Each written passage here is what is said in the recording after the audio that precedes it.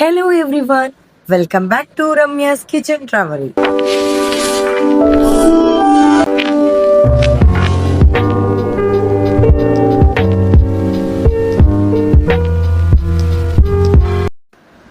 ಪ್ರತಿ ಬಾರಿ ಚಿಕನ್ ಬಿರಿಯಾನಿ ಮಾಡಿ ಬೋರ್ ಆಗಿದ್ಯಾ? ಹಾಗಿದ್ರೆ ಈಸಿ ಆಗಿರುವಂತಹ chicken masala with ghee rice ರೆಸಿಪಿನ ನೀವು ಒಮ್ಮೆ ಟ್ರೈ ಮಾಡಲೇಬೇಕು. ಇದು ಮಾಡೋದಕ್ಕೆ ಎಷ್ಟು ಈಸಿನೋ ಟೇಸ್ಟ್ ಕೂಡ ಅಷ್ಟೇ ಸೂಪರ್ ಆಗಿರುತ್ತೆ. ಇದನ್ನ ಒಮ್ಮೆ ಟ್ರೈ ಮಾಡಿದ್ರೆ ಸಾಕು, ಮತ್ತೆ ಮತ್ತೆ ಮಾಡಿಕೊಡು ಅಂತ ನಿಮ್ಮ ಮನೆಯವರು ಪೀಡಿಸೋದಂತೂ ಗ್ಯಾರಂಟಿ. ಯಾಕಂದ್ರೆ ಅಷ್ಟೊಂದು ಟೇಸ್ಟಿ ಆಗಿರುತ್ತೆ ಈ ರೆಸಿಪಿ. ಸೊ ಹಾಗಿದ್ರೆ ಅದನ್ನ ಹೇಗೆ ಮಾಡೋದು ಅಂತ ನೋಡ್ಕೊಂಡು ಬರೋಣವಾ? ಬನ್ನಿ. ಮೊದಲಿಗೆ ನಾನಿಲ್ಲಿ ಒಂದು ಬೌಲಲ್ಲಿ 1 kg ಆಗುವಷ್ಟು ಚಿಕನ್ನ ಚೆನ್ನಾಗಿ ವಾಶ್ ಮಾಡ್ಕೊಂಡು ಇಟ್ಟಿದ್ದೀನಿ. ಸೊ ಈ ಸೈಜ್ ಕೂಡ ಅಷ್ಟೇ, ತುಂಬಾನೇ ಚಿಕ್ಕ ಪೀಸ್ ಮಾಡಬಾರ್ದು. ಈ ರೀತಿ ಮೀಡಿಯಂ ಪೀಸ್ ಆಗಿ ನಾವು ಮಾಡ್ಕೋಬೇಕು. ಮೊದಲಿಗೆ ನಾವಿಲ್ಲಿ ಚಿಕನ್ನ ಮ್ಯಾರಿನೇಷನ್ ಮಾಡ್ಕೊಳ್ಳೋಣ.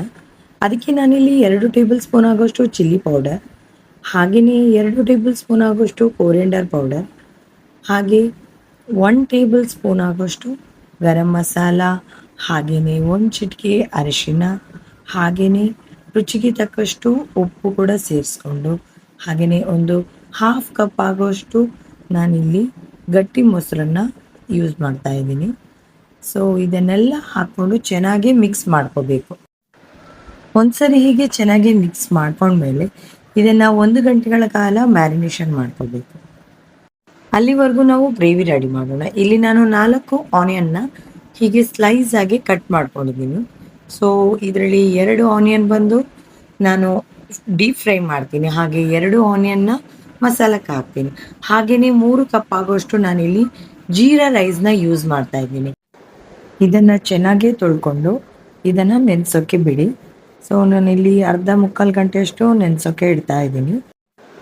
ಗೀ ರೈಸ್ ಮಾಡಬೇಕಾದ್ರೆ ನಾನು ಯಾವಾಗಲೂ ಜೀರಾ ರೈಸೇ ಯೂಸ್ ಮಾಡ್ತೀನಿ, ಯಾಕಂದರೆ ಟೇಸ್ಟು ತುಂಬಾ ಚೆನ್ನಾಗಿರುತ್ತೆ. ಸೊ ಈಗ ನಾನಿಲ್ಲಿ ಮೊದಲಿಗೆ ಒಂದು ಬಾಣಲೆನ ತಗೊಂಡು ಕುಕ್ಕಿಂಗ್ ಆಯಿಲ್ನ ಹಾಕ್ತಾ ಇದ್ದೀನಿ. ಬಿಕಾಸ್ ನಾನಿಲ್ಲಿ ಆನಿಯನ್ನ ಡೀಪ್ ಫ್ರೈ ಮಾಡೋದಕ್ಕಿದೆ. ಸೊ ಅದಕ್ಕಿಂತ ಮುಂಚೆ ಸ್ವಲ್ಪ ಕ್ಯಾಶ್ಯೂನ ನಾನು ಇಲ್ಲಿ ಫ್ರೈ ಮಾಡ್ಕೊಳ್ತೀನಿ. ಸೊ ಹಾಗೆ ಇಲ್ಲಿ 2 ಆನಿಯನ್ ಏನಿದೆ ಸ್ಲೈಸ್ ಮಾಡಿರೋದು, ಅದನ್ನು ಚೆನ್ನಾಗಿ ಗೋಲ್ಡನ್ ಬ್ರೌನ್ ಆಗೋವರೆಗೂ ಫ್ರೈ ಮಾಡ್ಕೊಳ್ತೀನಿ. ಸೊ ಇಲ್ಲಿ ನೋಡ್ಬೋದು, ಇದು ನಮಗೆ ಗೀ ರೈಸ್ಗೆ ಬೇಕಾಗಿದೆ. ಸೊ ಅದಕ್ಕೋಸ್ಕರ ನಾನು ಎಲ್ಲ ಫ್ರೈ ಮಾಡ್ಕೊಳ್ತೀನಿ. ಹಾಗೆಯೇ ಇದರಲ್ಲಿ ಎಕ್ಸೆಸ್ ಆಯಿಲ್ ಏನಿದೆ ಅಲ್ವಾ, ಸೊ ಅದನ್ನು ಟಿಶ್ಯೂ ಏನಿದೆ ಅದರಲ್ಲಿ ಈ ರೀತಿ ಪ್ರೆಸ್ ಮಾಡ್ಕೋಬೇಕು. ಸೊ ಇದರಿಂದ ಎಕ್ಸೆಸ್ ಆಯಿಲ್ ಎಲ್ಲ ರಿಮೂವ್ ಆಗುತ್ತೆ. ಮತ್ತೆ ಅದೇ ಬಾಣಲೆಯಲ್ಲಿ ಬರೀ 3 ಟೇಬಲ್ ಸ್ಪೂನ್ ಅಷ್ಟು ಕೋಕೋನಟ್ ಆಯಿಲ್ನ ಮಾತ್ರ ಹಾಕ್ಕೊಂಡು ಉಳಿದಿದ್ದ ಎಣ್ಣೆನೆಲ್ಲ ತೆಗೆದಿಟ್ಕೊಂಡು ಆವಾಗಲೇ ನಾವು ಮ್ಯಾರಿನೇಟ್ ಮಾಡಿರೋಂತಹ ಚಿಕನ್ ಏನಿದೆಯಲ್ಲ ಅದನ್ನು ಬೇಯಿಸ್ಕೋಬೇಕು. ಸೊ ಇಲ್ಲಿ ನೋಡ್ತಾ ಇರ್ಬೋದು, ನಾನು ಎಲ್ಲ ಚಿಕನನ್ನು ಕೂಡ ಇಲ್ಲಿ ಹಾಕ್ಕೊಂಡಿದ್ದೀನಿ. ಅದರಲ್ಲಿದ್ದ ಮಸಾಲ ಕೂಡ ಎಲ್ಲ ಮಿಕ್ಸ್ ಮಾಡಿಕೊಂಡು ಚೆನ್ನಾಗಿ ಇಲ್ಲಿ ಫ್ರೈ ಮಾಡ್ಕೋಬೇಕು. ಹಾಗೆಯೇ ಲಿಡ್ನ ಕ್ಲೋಸ್ ಮಾಡಿಬಿಟ್ಟು ಒಂದು 10 ಮಿನಿಟ್ಸ್ ಚೆನ್ನಾಗಿ ಫ್ರೈ ಆಗಕ್ಕೆ ಬಿಡಿ. 10 ಮಿನಿಟ್ಸ್ ನಂತರ ನೀವಿಲ್ಲಿ ನೋಡ್ಬೋದು, ಈ ಚಿಕನ್ ಏನಿದೆಯಲ್ಲ ಅದೆಲ್ಲ ನೀರನ್ನು ಬಿಟ್ಕೊಂಡಿದೆ. ಸೊ ನಾವಿವಾಗ ಇದರಲ್ಲಿರೋ ನೀರನ್ನೆಲ್ಲ ತೆಗೆದ್ಬಿಟ್ಟು ಹೀಗೆ ಸ್ಟಾಕ್ ಮಾಡ್ಕೋಬೇಕು. ಸೊ ಈ ಚಿಕನ್ ಸ್ಟಾಕು ನಾವು ಆಮೇಲೆ ಯೂಸ್ ಮಾಡ್ಕೊತೀವಿ. ಈಗ ಇದಕ್ಕೆ 1 ಟೇಬಲ್ ಸ್ಪೂನ್ ಅಷ್ಟು ನಾನು ಕೋಕೋನಟ್ ಆಯಿಲ್ನ ಹಾಕ್ಕೊಂಡು ಆಯಿಲಲ್ಲಿ ಚಿಕನ್ನ ಚೆನ್ನಾಗಿ ಬೇಯಿಸ್ತೀನಿ. ಸೊ ಈ ರೀತಿ ಮಾಡೋದ್ರಿಂದ ಚಿಕನ್ ಸ್ವಲ್ಪ ಸಾಫ್ಟ್ ಆಗುತ್ತೆ. ಅದಕ್ಕೋಸ್ಕರ ನಾನಿಲ್ಲಿ ಫ್ರೈ ಮಾಡ್ಕೊಳ್ತಾ ಇದ್ದೀನಿ. ಈಗ ನಾವಿಲ್ಲಿ ಗ್ರೇವಿನ ರೆಡಿ ಮಾಡೋಣ. ಮೊದಲಿಗೆ ಇಲ್ಲಿ ನಾನು ದೊಡ್ಡ ಬಾಣಲೆನ ತಗೊಂಡು ಅದಕ್ಕೆ ಮತ್ತೆ ನಾನು 1 ಟೇಬಲ್ ಸ್ಪೂನ್ ಆಗೋಷ್ಟು ಕೋಕೋನಟ್ ಆಯಿಲ್ ಹಾಕ್ಕೊಂಡು ಸ್ವಲ್ಪ ಕರಿ ಲೀವ್ಸ್ ಕೂಡ ಹಾಕ್ಕೊಂಡು ಅದನ್ನು ಚೆನ್ನಾಗಿ ಫ್ರೈ ಮಾಡ್ಕೋಬೇಕು.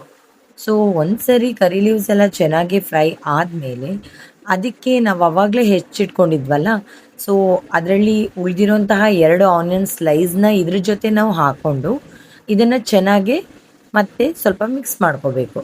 ಅದಕ್ಕೆ ಸ್ವಲ್ಪ ಉಪ್ಪು ಹಾಕ್ಕೊಂಡು ಹಾಗೆಯೇ ನೆಕ್ಸ್ಟ್ 4 ಟೊಮೆಟೊ ಹಣ್ಣನ್ನು ಕೂಡ ಚೆನ್ನಾಗಿ ಕಟ್ ಮಾಡ್ಕೋಬೇಕು. ಇದೇ ರೀತಿ ಸ್ಲೈಸ್ ಆಗಿ ಕಟ್ ಮಾಡಿಕೊಂಡು, ಸೊ ಟೊಮೆಟೊ ಹಣ್ಣು ಹಾಕೋ ಮೊದಲು ಇಲ್ಲಿ ನಾನು 2 ಗ್ರೀನ್ ಚಿಲ್ಲಿನ ಹಾಕೊಂಡು ಸ್ವಲ್ಪ ಫ್ರೈ ಮಾಡ್ತಾ ಇದ್ದೀನಿ. ಹಾಗೆಯೇ ಅದಕ್ಕೆ ginger garlic paste 1 tablespoon ಹಾಕೊತಾ ಇದ್ದೀನಿ. ಹಾಕೊಂಡು ಚೆನ್ನಾಗಿ ಫ್ರೈ ಆದಮೇಲೆ ಇದಕ್ಕೆ ಈಗ ಹೆಚ್ಚಿಟ್ಕೊಂಡಿರೋಂತಹ ಟೊಮೆಟೊ ಹಣ್ಣು ಕೂಡ ಸೇರಿಸ್ಕೊತಾ ಇದ್ದೀನಿ. ಸೊ ಎಲ್ಲನೂ ಹಾಕೊಂಡ್ಮೇಲೆ ಮತ್ತೆ ಇದನ್ನು ಚೆನ್ನಾಗಿ ಸ್ವಲ್ಪ ಹೊತ್ತು ಫ್ರೈ ಮಾಡ್ಕೋಬೇಕು. ಈಗ ಲಿಡ್ನ ಕ್ಲೋಸ್ ಮಾಡಿಕೊಂಡು ಸ್ವಲ್ಪ ಹೊತ್ತು ಟೊಮೆಟೊ ಹಾಗೆ ಬೇಯಲಿ, ಯಾಕಂತಂದರೆ ಅದರಲ್ಲಿರುವಂತಹ ನೀರಿನ ಅಂಶ ಎಲ್ಲ ಚೆನ್ನಾಗಿ ಬಿಡ್ಕೋಬೇಕು. ಸೊ ಇವಾಗ ಟೊಮೆಟೊ ಚೆನ್ನಾಗಿ ಸ್ವಲ್ಪ ಬೆಂದಿದೆ. ಈಗ ಇದಕ್ಕೆ ನಾನು 1 tea spoon turmeric powder, 1 table spoon coriander powder, 1 table spoon chilli powder ಹಾಕ್ಕೊಂಡು ಮತ್ತೆ ಇದನ್ನು ಚೆನ್ನಾಗಿ ಫ್ರೈ ಮಾಡ್ಕೋಬೇಕು. ಸೊ ಇದೆಲ್ಲ ಚೆನ್ನಾಗಿ ಫ್ರೈ ಆದಮೇಲೆ ಆಗಲೇ ನಾವು ಇಟ್ಕೊಂಡಿದ್ವಲ್ಲ ಚಿಕನ್ ಸ್ಟಾಕು, ಸೊ ಅದನ್ನು ಕೂಡ ಇದಕ್ಕೆ ಸೇರಿಸ್ಕೋಬೇಕು. ಈಗ ಈ ಚಿಕನ್ ಸ್ಟಾಕ್ ಜೊತೆ ಟೊಮೆಟೊ, ಈರುಳ್ಳಿ ಎಲ್ಲ ಚೆನ್ನಾಗಿ ಸ್ವಲ್ಪ ಬೇಯಲಿ. ನಂತರ ಅದಕ್ಕೆ ನಾನಿಲ್ಲಿ ಗರಂ ಮಸಾಲ ಕೂಡ 1 ಟೀ ಸ್ಪೂನ್ ಆಗೋಷ್ಟು ಹಾಕ್ಕೊಂಡು ಸ್ವಲ್ಪ ಚೆನ್ನಾಗಿ ಮಿಕ್ಸ್ ಮಾಡ್ಕೊತೀನಿ. ಸೊ ಅದಾದಮೇಲೆ ಆಗಲೇ ಫ್ರೈ ಮಾಡ್ಕೊಂಡಿದ್ವಲ್ಲ ಆ ಚಿಕನ್ನನ್ನು ಕೂಡ ಇದ್ರ ಜೊತೆ ಸೇರಿಸ್ಕೋಬೇಕು. ಎಲ್ಲ ಚಿಕನನ್ನು ಕೂಡ ಸೇರಿಸ್ಕೊಂಡ್ಮೇಲೆ ಇದನ್ನು ಚೆನ್ನಾಗಿ ಮಿಕ್ಸ್ ಮಾಡ್ಕೋಬೇಕು.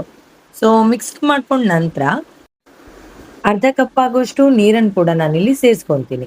ಸೊ ನೀರನ್ನು ಹಾಕೊಳ್ಳೋದ್ರಿಂದ ಗ್ರೇವಿ ಇನ್ನೂ ಸ್ವಲ್ಪ ಚೆನ್ನಾಗಿ ಒದಗಿ ಬರುತ್ತೆ. ಸೊ ಈಗ ನೋಡ್ತಾ ಇರ್ಬೋದು, ನಾನು ಇಲ್ಲಿ 2 ಟೀ ಸ್ಪೂನ್ ಆಗೋಷ್ಟು ಲೈಮ್ ಜ್ಯೂಸನ್ನ ಹಾಕೊಳ್ತಾ ಇದ್ದೀನಿ. ಆದ ನಂತರ ಹಾಗೆಯೇ ಸ್ವಲ್ಪ ಉಪ್ಪು ಕೂಡ ಸೇರಿಸ್ಕೊಂಡು ಸ್ವಲ್ಪ ಚೆನ್ನಾಗಿ ಮಿಕ್ಸ್ ಮಾಡ್ಕೋಬೇಕು. ಈಗ ಇದಕ್ಕೆ ಕೊತ್ತಂಬರಿ ಸೊಪ್ಪು 1 ಬಂಚ್ ಆಗೋಷ್ಟು ಹಾಕ್ಕೊಂಡು ಅದನ್ನು ಚೆನ್ನಾಗಿ ಮಿಕ್ಸ್ ಮಾಡ್ಕೋಬೇಕು. ಸೊ ನಂತರ ಮತ್ತೆ ಇದಕ್ಕೆ ಸ್ವಲ್ಪ ಕಸೂರಿ ಮೇಥಿನೂ ಕೂಡ ಹಾಕ್ಕೊಂಡು ಹಾಗೆಯೇ ಫ್ರೈ ಮಾಡ್ಕೊಂಡಿದ್ವಲ್ಲ ಕ್ಯಾಶು, ಅದನ್ನು ಕೂಡ ಹಾಕ್ಕೊಂಡು ಜಸ್ಟ್ 2 ಮಿನಿಟ್ಸ್ ನಾವು ಇದನ್ನು ಹೀಗೇ ಮಿಕ್ಸ್ ಮಾಡಿಕೊಂಡ್ರೆ ಸಾಕು. ಕಸೂರಿ ಮೇಥಿ ಹಾಕೊಳ್ಳೋದ್ರಿಂದ ಟೇಸ್ಟ್ ತುಂಬಾ ಚೆನ್ನಾಗಿ ಬರುತ್ತೆ. ಹಾಗೆಯೇ ಇಲ್ಲಿ ನಾನು ಕ್ಯಾಶು ಕೂಡ ಹಾಕ್ಕೊಂಡಿದ್ದೀನಿ. ಸೊ ಅದರಿಂದಾಗಿ ಕೂಡ ಅದು ನಿಮಗೆ ಚಿಕನ್ನ ತಿನ್ನಬೇಕಾದ್ರೆ ಅಲ್ವಾ, ಆ ಕ್ಯಾಶು ಟೇಸ್ಟ್ ಕೂಡ ತುಂಬಾ ಚೆನ್ನಾಗಿ ಬರುತ್ತೆ. ಸೊ ಅದಕ್ಕೋಸ್ಕರ ನಾವಿಲ್ಲಿ ಕ್ಯಾಶು ಯೂಸ್ ಮಾಡ್ತೀವಿ. ನಿಮಗೆ ಬೇಕಿದ್ರೆ ಇಲ್ಲಿ ಫ್ರೈಡ್ ಆನಿಯನ್ ಕೂಡ ಸೇರಿಸ್ಕೋಬಹುದು, ಬಟ್ ನಾನು ಆಲ್ರೆಡಿ ಗೀ ರೈಸ್ಗೆ ಹಾಕೊಳ್ಳೋದ್ರಿಂದ ಇಲ್ಲಿ ನಾನು ಸೇರಿಸ್ಕೊತಾ ಇಲ್ಲ. ಸೊ ಈಗ ಆಲ್ಮೋಸ್ಟ್ ರೆಡಿ ಆಗಿದೆ. ಸೊ ಇವಾಗ ಗ್ಯಾಸ್ ಆಫ್ ಮಾಡ್ಕೊಳ್ಳೋ ಮುಂಚೆ ನಾವಿಲ್ಲಿ 1 ಟೇಬಲ್ ಸ್ಪೂನ್ ಆಗೋಷ್ಟು ಗೀನ ಸೇರಿಸ್ಕೋಬೇಕು. ಈಗ ನಮ್ಮ ಚಿಕನ್ ಗ್ರೇವಿ ರೆಡಿ ಆಯಿತು. ಈಗ ಗೀ ರೈಸ್ಗೆ ನಾನಿಲ್ಲಿ ಒಂದು ಡೀಪ್ ಆಗಿರೋಂತಹ ಪಾತ್ರೆನ ತಗೊಂಡು ಅದಕ್ಕೆ 2 ಟೇಬಲ್ ಸ್ಪೂನ್ ಆಗೋಷ್ಟು ಕೊಕೊನಟ್ ಆಯಿಲ್ನ ಹಾಕ್ಕೊಳ್ತಾ ಇದ್ದೀನಿ. ಸೊ ಹಾಗೆಯೇ ಅದ್ರ ಜೊತೆಗೆ ಒಂದು 1 ಟೇಬಲ್ ಸ್ಪೂನ್ ಆಗೋಷ್ಟು ಗೀ ಕೂಡ ಸೇರಿಸ್ಕೊತಾ ಇದ್ದೀನಿ. ಸೊ ಇದು ಒಂಚೂರು ಬಿಸಿ ಆದಮೇಲೆ ಈಗ ಇದಕ್ಕೆ ನಾವು ಎಲ್ಲ ಗರಂ ಮಸಾಲ ಹಾಕೊಳ್ಳೋಣ. ಇದಕ್ಕೆ ನಾನಿಲ್ಲಿ ಚಕ್ಕೆ, ಲವಂಗ, ಏಲಕ್ಕಿ, ಕಾಳುಮೆಣಸು, ಹಾಗೆಯೇ 1 ಸ್ಟಾರ್ ಎನೈಸ್, ಹಾಗೆಯೇ ಸ್ವಲ್ಪ ಬಡೆಸೊಪ್ಪು, ಹಾಗೆಯೇ 2 ಬಿರಿಯಾನಿ ಎಲೆಯನ್ನು ಕೂಡ ಇಲ್ಲಿ ಸೇರಿಸ್ಕೊತಾ ಇದ್ದೀನಿ. ಸೊ ಇದು ಸ್ವಲ್ಪ ಚಿಟುಪಟ ಅಂತ ಆಗ್ತಿದ್ದ ಹಾಗೆ ಇದಕ್ಕೆ ನಾನೀಗ ಇಲ್ಲಿ ಚಿಕ್ಕದಾಗಿ ಹೆಚ್ಕೊಂಡಿರುವಂತಹ ಗಾರ್ಲಿಕ್ನ ನಾನಿಲ್ಲಿ ಸೇರಿಸ್ಕೊಂಡು ಚೆನ್ನಾಗಿ ಫ್ರೈ ಮಾಡ್ತಾ ಇದ್ದೀನಿ. ಸೊ ಗಾರ್ಲಿಕ್ ಎಲ್ಲ ಚೆನ್ನಾಗಿ ಫ್ರೈ ಆದಮೇಲೆ ಅದಕ್ಕೆ ನಾನಿಲ್ಲಿ 4.5 ಕಪ್ ಆಗೋಷ್ಟು ನೀರನ್ನು ಕೂಡ ಸೇರಿಸ್ಕೊತಾ ಇದ್ದೀನಿ. ಅಂದರೆ ನಾನು 1 ಕಪ್ ಅಕ್ಕಿಗೆ 1.5 ಕಪ್ ಆಗೋಷ್ಟು ನೀರನ್ನ ಸೇರಿಸ್ಕೊತೀನಿ. ಸೊ ಇದೆಲ್ಲ ಚೆನ್ನಾಗಿ ಈಗ ಕುದಿ ಬಂದಮೇಲೆ ಇಲ್ಲಿ ನಾನೀಗ 1 ಟೀ ಸ್ಪೂನ್ ಆಗೋಷ್ಟು ಲೆಮನ್ ಜ್ಯೂಸ್ ಹಾಕ್ಕೊಂಡು ಹಾಗೆಯೇ ಸಾಲ್ಟ್ ಕೂಡ ಹಾಕ್ಕೊಂಡು ನೆನೆಸಿಟ್ಕೊಂಡಿರುವಂತಹ ಅಕ್ಕಿ ಕೂಡ ಇದ್ರ ಜೊತೆಗೆ ಸೇರಿಸ್ಕೋಬೇಕು.